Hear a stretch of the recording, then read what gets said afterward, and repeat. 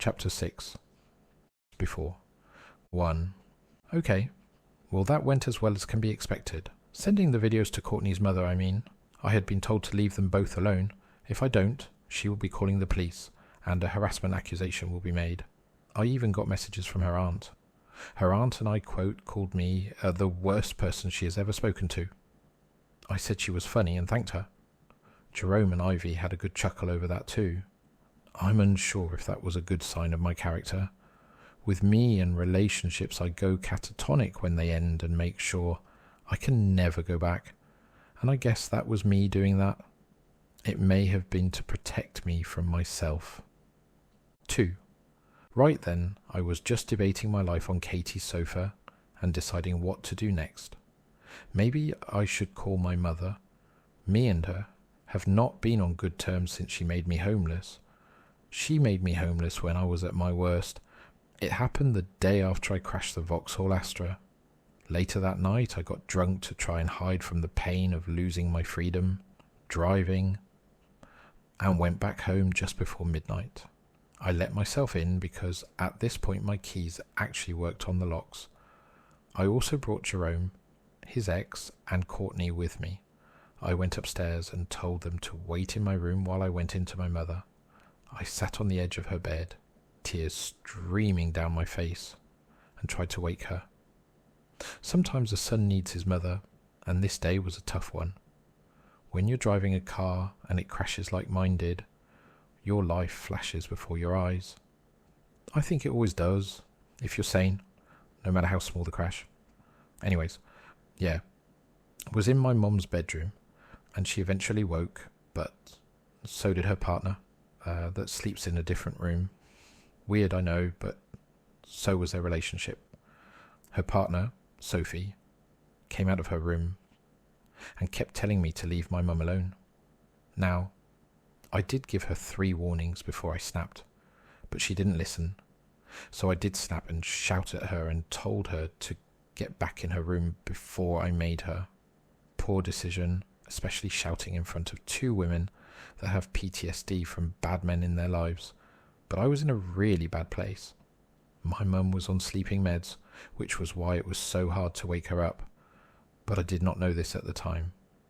In all honesty, I probably wouldn't have cared, even if I did know. I didn't want to be domineering, just wanted my mum. In the end, after I gave up on seeking comfort, I left. When I got back to Jerome's, I sent some not very nice messages, a Mike classic as you know, to Sophie for talking to my mates like shit too, telling them they shouldn't be in my house, and they were my guests. But all that, as well as my reckless behaviour, and barely being in the house, pushed my mother to change the locks to the house and kicked me out the very next day, making me closed off from my place of safety, and with no permanent place to live. She's still my mother though, so I decided to call her. She answered after a few rings. 3. Hi darling, are you okay? Yeah, I guess so. I'm just at Katie's charging my phone. Oh, okay love. Did you stay there last night? Funny that she actually wanted to know. No, I stayed at Max's again, but we have fallen out. Oh no darling, why? She sounded genuinely concerned, and I guess she was, because she still is my mother after all. It's about Courtney. But it doesn't matter. My mother would not approve of what I had just done, and I don't want to give her more ammunition to never let me home again. You can talk to me, Michael, if you need to, being as motherly as ever. No, it's okay, Mum. If you're sure, darling.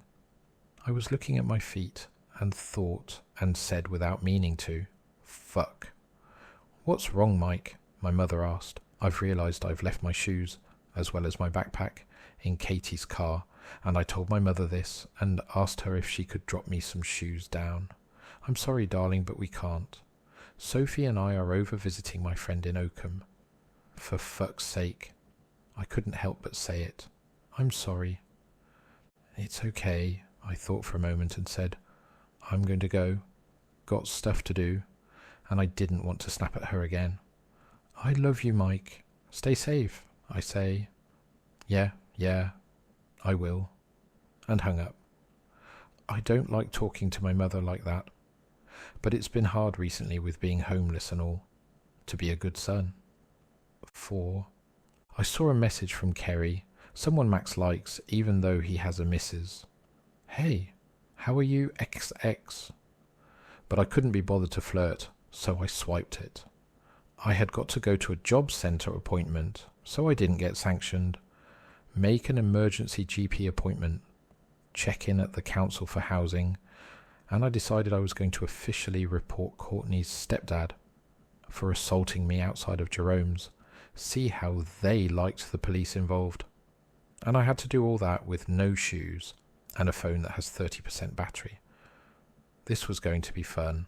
Not. I powered down my phone to save battery, put my Bacchian lighter in my pocket, and got up to leave Katie's, but looked if there were any shoes that would fit me. 5. Of course, there were none because they were all small women or kids' shoes. So I took a pair of flip-flops. I removed my socks and put them on. I left for town in women's flip-flops that hurt, with my heel sticking out the back and socks in my pocket. I was beginning to actually look homeless. I didn't lock the door because Katie has faith in her neighbours and never locks her door. I don't have keys anyways.